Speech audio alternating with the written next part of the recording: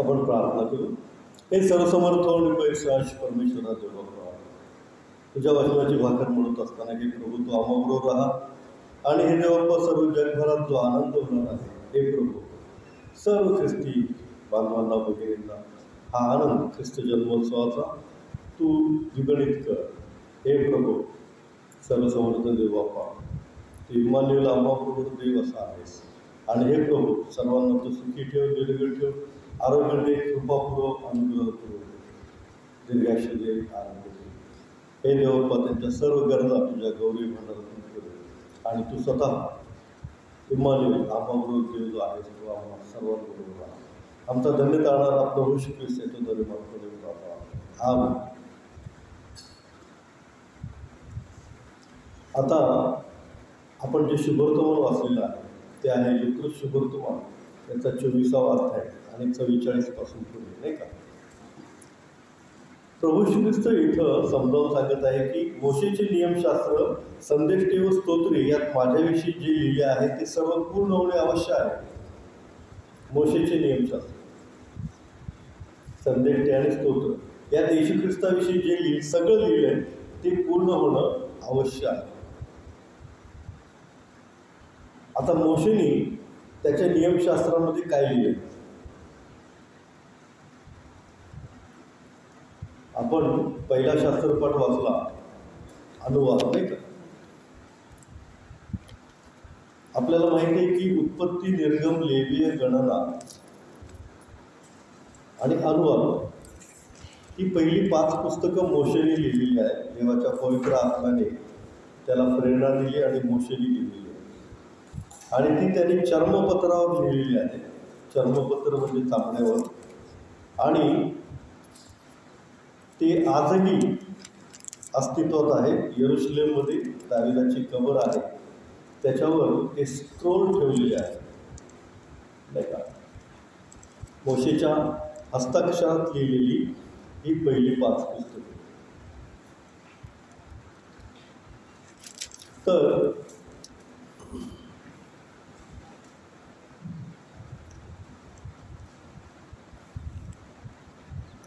यामध्ये आपण वाचलं की 18वा अध्याय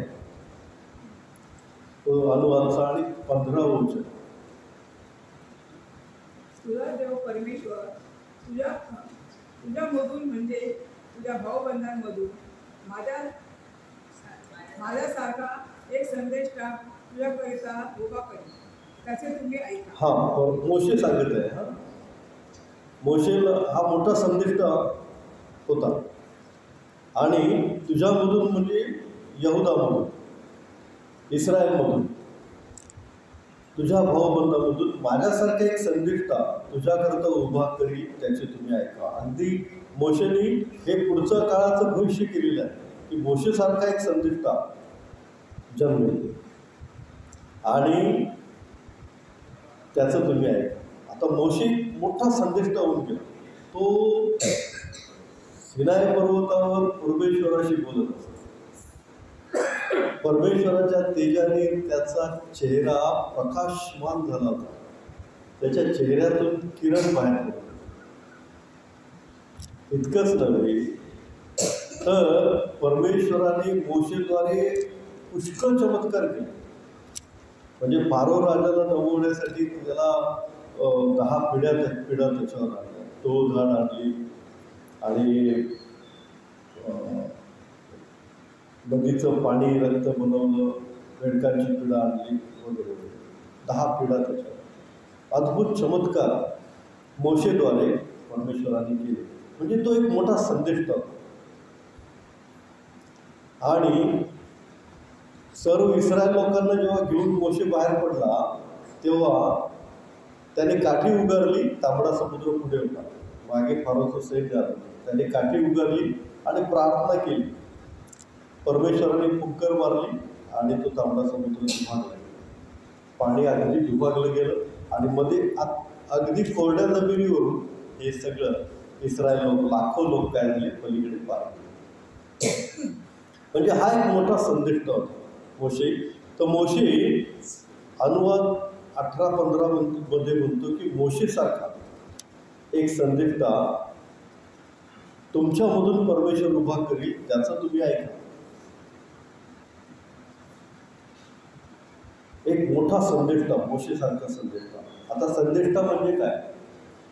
संदेष्टा म्हणजे जो परमेश्वराशी बोलतो आणि परमेश्वराचा निरोप घेतो आणि तो निरोप किंवा तो संदेश लोकांना पोचवतो.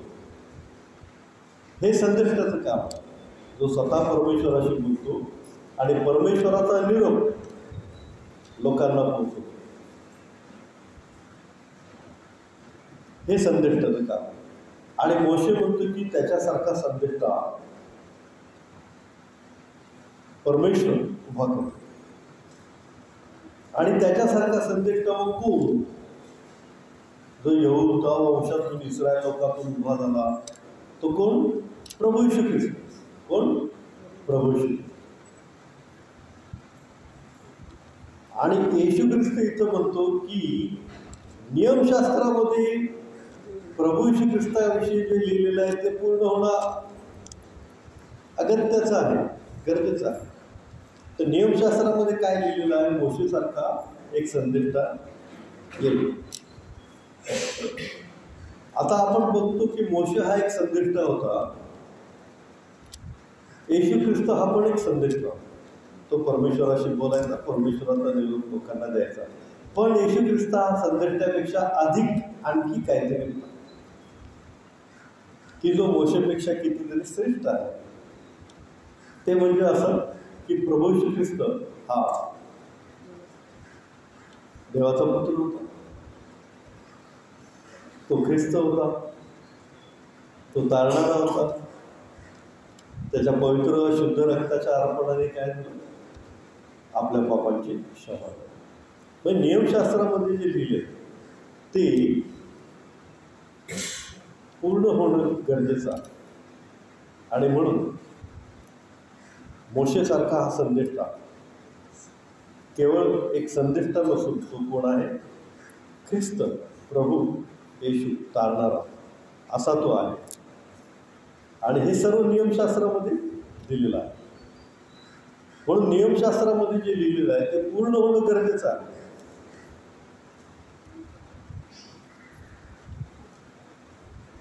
उत्पत्ती 3 अध्याय आणि 15व्या वचनामध्ये पण म्हटलेलं आहे की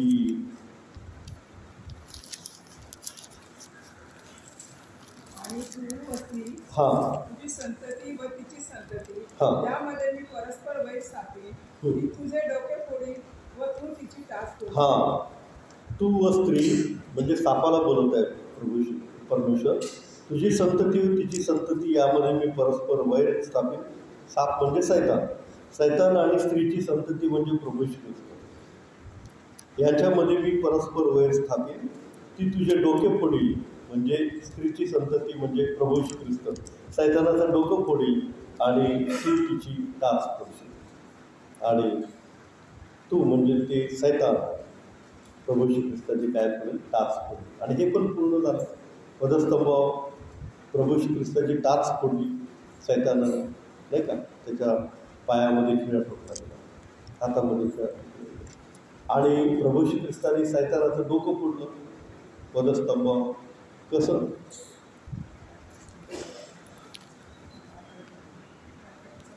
सैतानावर विजय मिळवला. डोकं फोडणं म्हणजे काय? सैतानावर काय केला? विजय मिळवला. कसा? तर मृत्यूला लोक घाबरतात,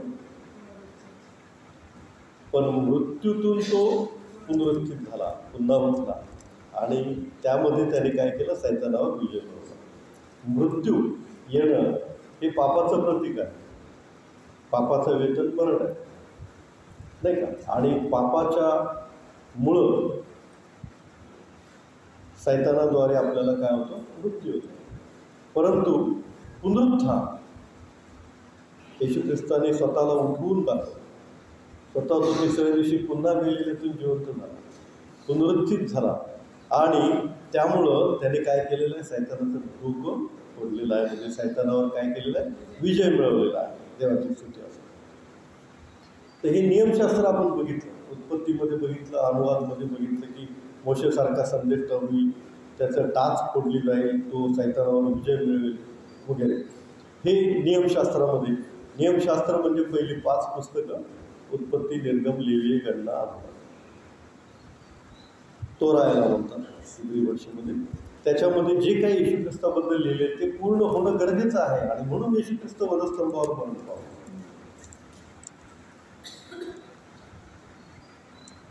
स्तोत्रामध्ये पण येशू ख्रिस्त म्हणतो या लुका शुभवर्तमानमध्ये, स्तोत्रामध्ये जे लिहिलं ते पण पूर्ण होणं गरजेचं आहे. तर स्तोत्रामध्ये पण येशू ख्रिस्ताविषयी काय लिहिलेलं आहे ते पाहूया आपण. स्तोत्र करूया आपण.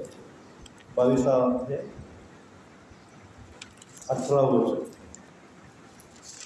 ते माझी वस्त्रे आपसात वाटून घेतात आणि माझ्या जाग्यावर चिठ्ठ्या टाकतात. हां, पहा, आणि हे खरं झालं की नाही? हां, येशू ख्रिस्ताचा जो लांब धागा होता, जो त्याच्या आईने त्याला शिवलेला होता, ज्याला म्हणजे शिवण नव्हती, तो असा धागा होता तो छान. तर त्या धाग्यावर त्यांनी काय केलं, आपसात वाटून घेण्यासाठी त्या धाग्यावर काय केलं, चिठ्ठ्या टाकल्या, नाही का. आणि हे दाविदाला प्रगट झालेलं आहे. परमेश्वराने स्तोत्रामध्ये लिहिलेलं आहे की येशू ख्रिस्ताच्या वस्त्रावर काय करते, चिठ्ठ्या टाकते, त्याचे वस्त्र आपसात वाटून घेते. आणि हे खरं झालं. म्हणजे नियमशास्त्रामध्ये जे लिहिलेलं आहे ते पूर्ण करण्यासाठी येशू ख्रिस्त आला आणि ती पूर्णता वधस्तंभापर्यंत चालू होती आणि तो आज्ञाधारकपणा तो पित्याबरोबर दाखवत होता, नाही का. आणखी एक वचन वाचूया 22 अध्याय तेच स्तोत्र 16 वचन. पुत्राने मला वेढिले आहे, दुर्जनांच्या टोळीने मला वेढिले आहे, त्यांनी माझे हातपाय विंधले आहेत. हां, त्यांनी माझे हात पाय विंधले आहेत. पहा, हात आणि पाय येशू ख्रिस्ताच्या वधस्तंभावर विंधले गेले. हातात खिळे, पायात खिळे त्याच्या ठोकले गेले. म्हणजे स्तोत्रामध्ये येशू ख्रिस्त बोलतो ना, लुका शुभवर्तमान 24 अध्याय 44 वचनात की नियमशास्त्रात, स्तोत्रात आणि संदेशाच्या ग्रंथात जे लिहिलं आहे ते पूर्ण झालं पाहिजे. आणि त्यासाठी ते पूर्ण होण्यासाठी, ते पूर्ण करण्यासाठी येशू ख्रिस्त हे सर्व काय करत आहे, सहन करतो. आणखी 15 वचन वाचूया आपण. माझी शक्ती आटून कापरीसारखी झाली आहे, माझी जीभ माझ्या टाळून चिकटली आहे, तू मला मरणाच्या दोरीस मिळवीत आहे. हां, प्रभू श्री ख्रिस्ताची जीभ त्याच्या टाळूला चिकटली, त्याला तहान लागली, त्याचा घसा कोरडा पडला. आणि हे सुद्धा काय झालेलं आहे, स्तोत्रामध्ये लिहिलेलं आहे. आणि त्याप्रमाणे ते झालं पाहिजे. जे परमेश्वराने त्याच्या आत्म्याने दिलेलं आहे नियमशास्त्रामध्ये. किती महत्त्व आहे नियमशास्त्राला, पहा. आपण कधी कधी त्या नियमशास्त्राकडे, बायबलकडे दुर्लक्ष करतो, परंतु त्यात जे लिहिलेलं आहे ते पाळण्यासाठी येशू ख्रिस्ताने त्याच्या पृथ्वीवरचं सर्व जीवन खर्च केलं, ते पाळण्यासाठी. आणि म्हणून आपण त्याला अतिशय मान दिला पाहिजे. आणि पहिलं वचन 22व्या स्तोत्रातलं, माझा देवा तू माझा त्याग का केला, माझा दुःखाचा आक्रोश ऐकून माझा बचाव करायला तू जवळ नाहीस. हां, माझ्या देवा तू माझा त्याग का केला. आणि येशू ख्रिस्त वधस्तंभावर हे वाक्य बोलतो, नाही का. आणि याचं सुद्धा प्रगतीकरण दाविदाला झालेलं आहे स्तोत्र 22 मध्ये. म्हणजे स्तोत्रामध्ये लिहिलेल्या कितीतरी गोष्टी येशू ख्रिस्ताच्या जीवनामध्ये पूर्ण येशू ख्रिस्ताने केल्या, त्याप्रमाणे ते झालं पाहिजे. यशामध्ये म्हटलेलं आहे ना 53व्या अध्यायामध्ये, त्यास बसलेल्या पटक्याने आम्हास आरोग्य प्राप्त झाले. म्हणजे त्याला पटके बसले पाहिजे असं यशा या ग्रंथामध्ये संदेष्टाने लिहिलेलं आहे. आणि येशू ख्रिस्त म्हणतो संदेष्टाने लिहिलेलं पण पूर्ण झालं पाहिजे. पूर्ण होणं अगत्याचं आहे, गरजेचं आहे. आणि म्हणून येशू ख्रिस्ताला काय मारले, पटके मारले. आणि येशू ख्रिस्ताने काय केलं, ते सहन केलं. तो कुमारीच्या पोटी जन्मला, हे पण यशाने सांगितलं होतं. यशाचा ग्रंथ 7वा अध्याय 14 वचन. यशया 7:14 वचन. यास तो प्रभू स्वतः तुम्हास चिन्ह देत आहे, पहा कुमारी गर्भवती होऊन पुत्र प्रसवेल व त्याचे नाव इमॅन्युएल, आमच्या सन्निध देव असे ठेवले. हां, परमेश्वर एक चिन्ह देत आहे. पहा, कुमारी गर्भवती होईल, ती पुत्र प्रसवेल आणि त्याला इम्मानुएल म्हणते. इम्मानुएल म्हणजे आम्हा बरोबर देव, आम्हा सानिध्य देव. कुमारीच्या पोटी जन्मलेला येशू ख्रिस्त हे परमेश्वराने दिलेलं चिन्ह. आणि तो आम्हाबरोबर देव, तो आम्हाबरोबर राहिला, तो आम्हाबरोबर मनुष्याबरोबर राहिला, मनुष्याबरोबर चालला फिरला. मनुष्यांमध्ये वावरला, मनुष्यांना त्याने स्पर्श केला, त्याला मनुष्यांनी स्पर्श केला, आम्हाबरोबर देव. आणि प्रभू श्री ख्रिस्त मग मत्ते ख्रिस्तप्रथम 28 अध्याय शेवटच्या वचनामध्ये म्हणतो की पहा, युगाच्या समाप्तीपर्यंत मी सदैव तुम्हाबरोबर आहे. म्हणजे आम्हाबरोबर देव जो आहे तो आमचा प्रभू श्री ख्रिस्त सदैव आम्हाबरोबर आहे. हे नियमशास्त्र संदेष्टांच्या ग्रंथ जो आहे यशिया याच्यामध्ये लिहिलेलं आहे. जे काही मी तुम्हाला आज्ञा दिले ते सर्व त्यास पाळावयास शिकवा, आणि पहा, युगाच्या समाप्तीपर्यंत मी सर्व दिवस तुमच्या बरोबर आहे. हा, आम्हाबरोबर देव. येशू ख्रिस्त म्हणतो युगाच्या समाप्तीपर्यंत सर्व दिवस मी तुम्हाबरोबर आहे.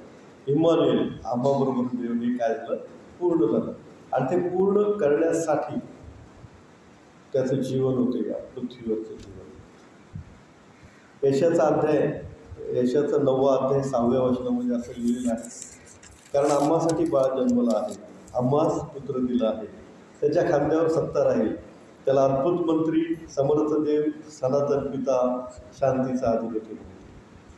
जो पुत्र आम्हास दिला गेलेला आहे तारणासाठी, तो कोण आहे? अद्भुत मंत्री आहे, त्याच्याद्वारे अद्भुत कृत्य होणार, त्याच्यासारखा कोण नाही. आणि तो समर्थ देव पण आहे, तो सनातन पिता आहे, तो शांतीचा अधिपती आहे. सनातन पिता परमेश्वर तोच मनुष्य बनून जन्मलेला आहे, आणि त्याच वेळेला तो स्वर्गामध्ये पण आहे, त्याच वेळेला तो सर्व ठिकाणी पण आहे. केवळ मनुष्याच्या तारणासाठी काय झालेला आहे, तो जन्मलेला आहे. मग संदेष्टाच्या ग्रंथात जे सांगितलं होतं ते पण काय झालेलं आहे, पूर्ण करण्यासाठी येशू ख्रिस्त त्याचं जीवन जगलेलं आहे. त्याचा जन्म कुठं होणार हे पण सांगितलेलं आहे. मिखा 5वा अध्याय 2रं वचन वाचूया आपण. मिखा 5वा अध्याय 2रं वचन.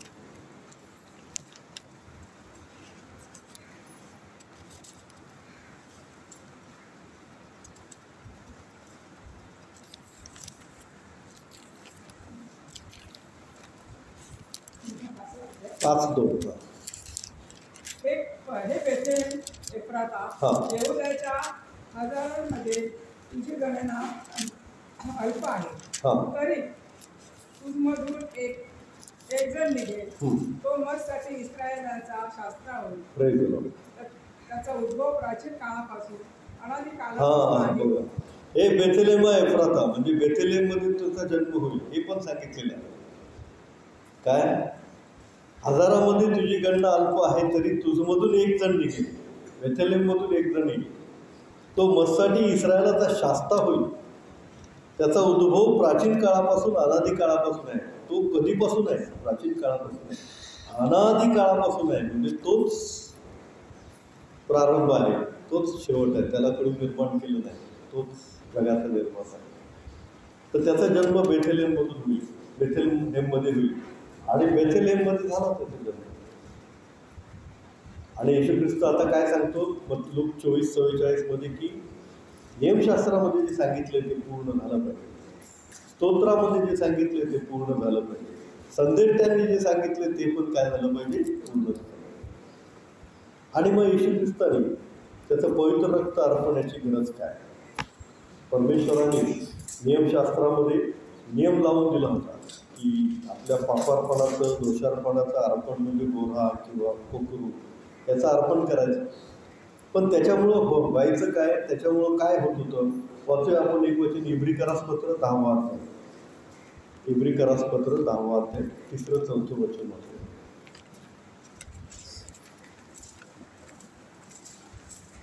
परंतु त्या यज्ञांमुळे वर्षानुवर्ष पापाची आठवण होत आहे, कारण बैलाचे व बकऱ्याचे रक्त पापे दूर करण्यास असमर्थ आहे. म्हणून जो जगात येते वेळेस म्हणाला, यज्ञ व अन्नार्पण यांची तुला इच्छा नव्हती, तू माझ्यासाठी शरीर तयार केले.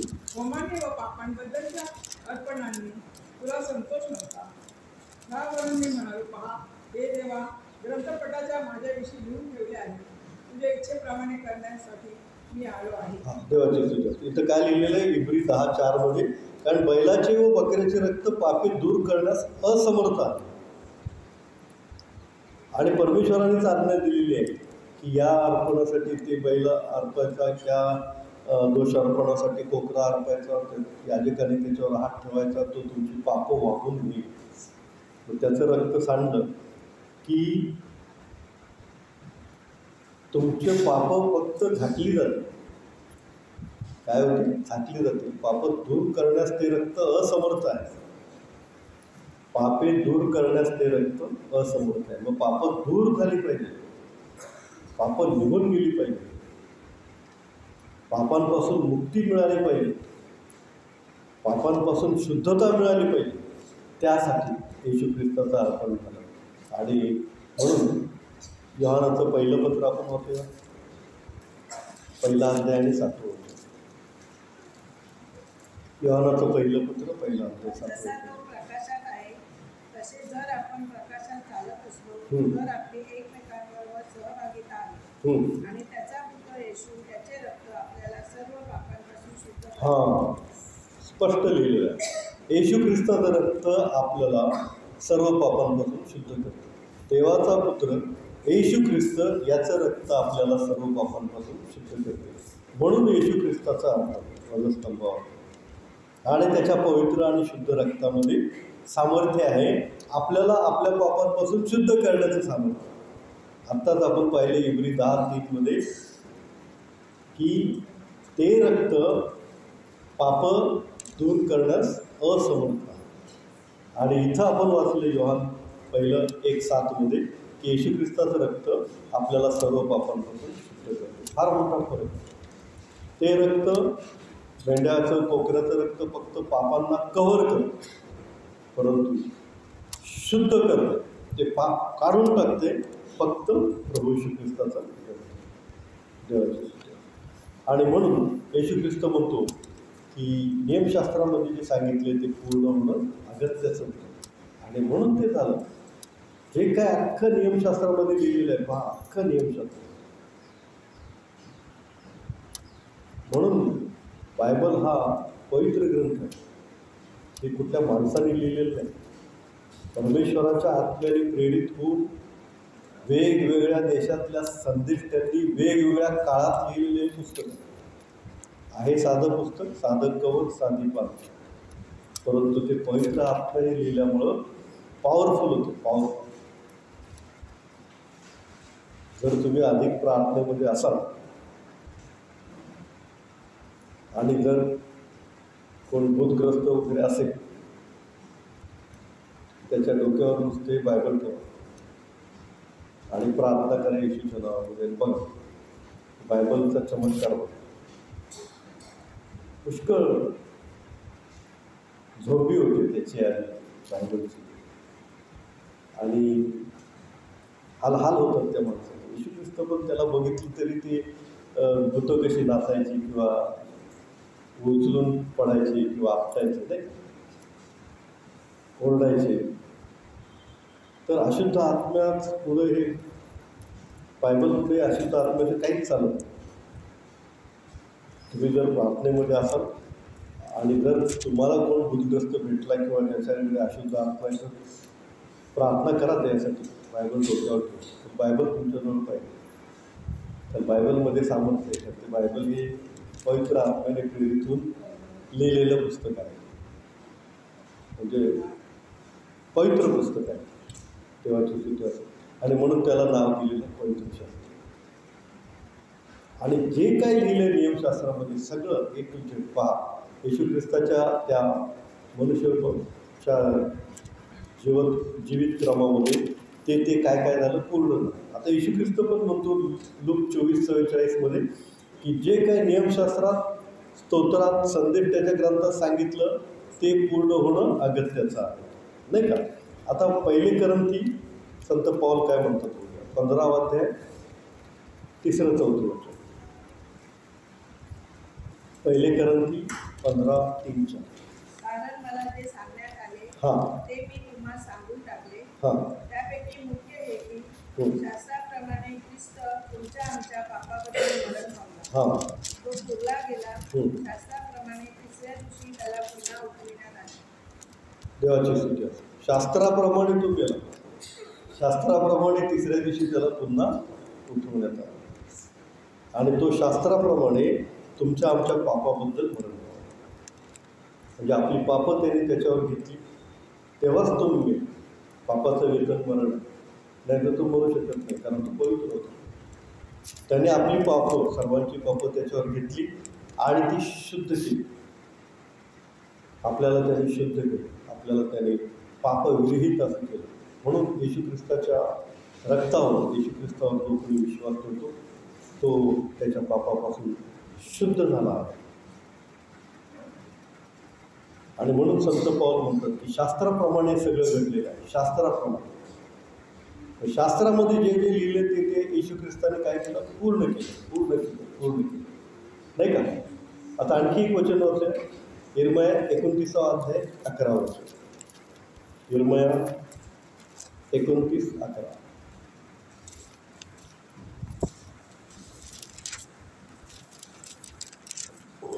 परमेश्वर म्हणतो, तुम्हाविषयी माझ्या मनात जे संकल्प आहे ते मी जाणतो. ते संकल्प हिताचे आहेत, अनिष्टाचे नाही. ते तुम्हाला तुमच्या भावी सुस्थितीची आशा देणारे आहेत. परमेश्वर म्हणतो, माझ्या मनात जे तुमच्याविषयीचे संकल्प आहेत ते संकल्प तुमच्या हिताचे आहेत, ते तुमच्या अनिष्टाचे नाहीत. ते तुमच्या भावी सुस्थितीची आशा देणारे आहेत. आपला परमेश्वर प्रभू श्री ख्रिस्त पूर्ण करणारा देव आहे. त्याने नियमशास्त्र पूर्ण केलं आणि नियमशास्त्रामध्येच हे वचन आहे की माझ्या मनात तुमच्याबद्दलचे संकल्प चांगले आहेत, तुमच्या हिताचे आहेत. तुमच्या मुलाबाळांचं कल्याण परमेश्वर करू इच्छितो, तुमच्या लेकरांचं कल्याण परमेश्वर करू इच्छितो.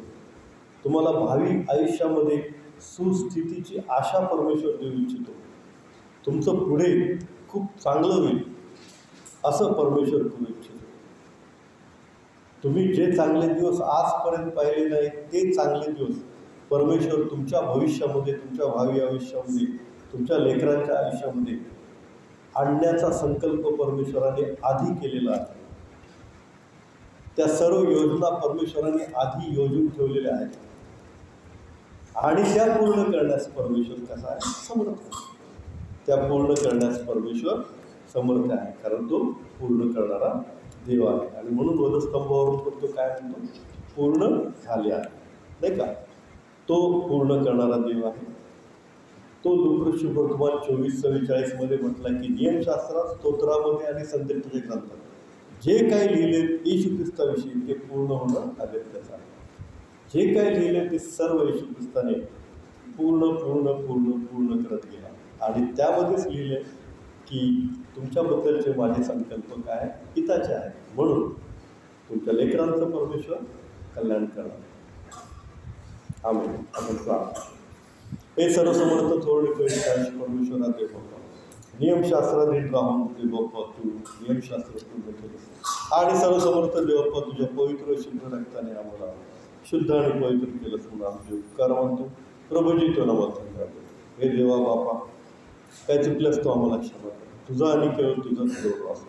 पूर्ण करणारा जिवंत देव तो आमचा ख्रिस्त तारणारा प्रभू ईश्वर आहे. तुझवर आम्ही विश्वास ठेवतो. आमचा दंड तारणारा प्रभू ख्रिस्त याच्याद्वारे मागतो नाही बाबा.